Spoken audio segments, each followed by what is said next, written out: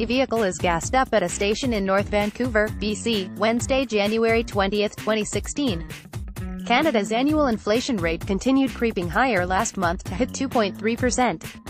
The Canadian Press, Jonathan Hayward, the Canadian Press Ottawa, the country's annual inflation rate continued creeping upwards last month to reach 2.3% thanks to a boost from higher prices for gasoline and airline tickets, Statistics Canada said Friday. By comparison, inflation was 2.2% in February and 1.7% in January. The March increase was the largest year-over-year move since it hit 2.4% in October 2014, just as the oil price slump was getting underway. The March figure shows the pace of inflation inched a little farther past the midpoint of the central bank's ideal range of between 1% and 3%.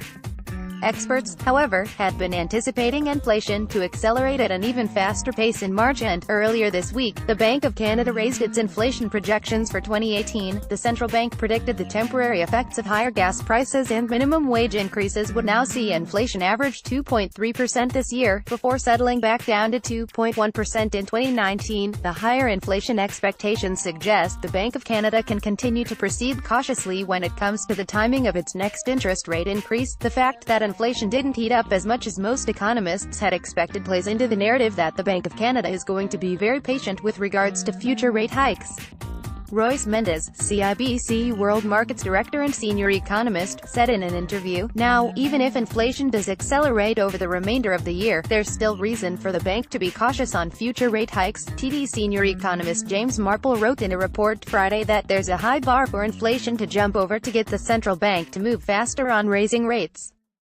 Marple still expects one more hike this year, which would be consistent with the improved outlook for economic growth both in Canada and globally.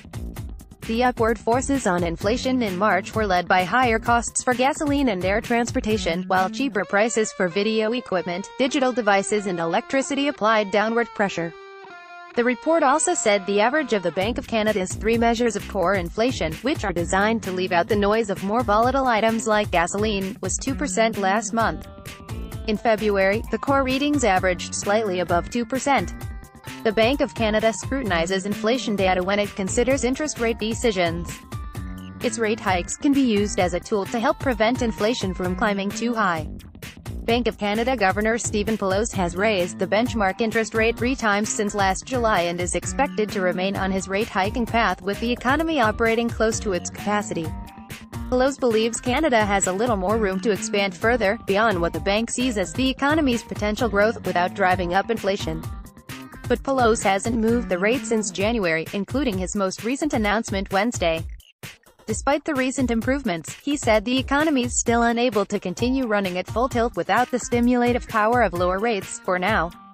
In a separate report Friday, Statistics Canada said retail sales increased 0.4% in February to $49.8 billion. Mendez said car purchases made the biggest contribution, but he cautioned that they tend to be volatile and rarely reflect the underlying trend. After stripping out auto sales, he said retail sales were flat in February. Consumer purchases have been slowing down in recent months as households face higher costs for borrowing, stricter mortgage rules and large debt loads. This economy has been living on the backs of consumers in the housing market for many years now, said. Mendez said, "We're hoping, at some point, that we get a rotation towards investment in exports." However, the trend this year has not been so positive. On Friday, Statistics Canada also released revised estimates for its retail trade figures from recent months. They show considerably weaker results and suggest consumers pulled back on spending.